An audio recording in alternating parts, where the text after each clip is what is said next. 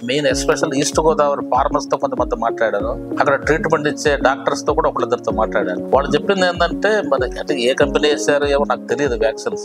ఆ వ్యాక్సిన్ ఇచ్చిన వాటిల్లో మాత్రం ప్రొటెక్షన్ చాలా వరకు మాకు సేఫ్ లో ఉన్నాము. వెయ్యని వాటికి ఎక్కువగా ఈ ప్రాబ్లం ఉంది అని స్వయంగా రైతులే చెప్పారు.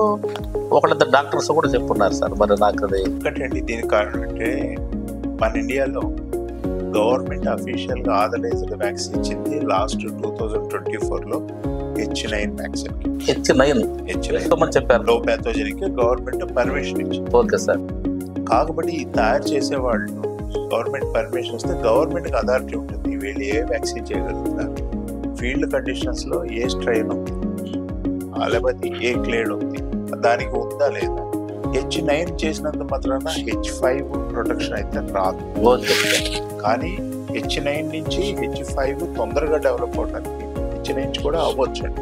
ఇక్కడ గవర్నమెంట్ ఆథరైజ్డ్ ఇస్తే వ్యాక్సిన్ తయారు చేసే దాంట్లో ఏ క్లేడ్ ఉంటుంది, ఫీల్డ్ లో వైరస్ ఉంటుంది, ఏ క్లేడ్ ఉందనేది తెలుసుకోవడానికి అవకాశం ఉంటే అప్పుడు వ్యాక్సిన్ ఏదైనా సూటబుల్ వ్యాక్సిన్ చేయడానికి ఎక్కువ అవకాశం ఉంది.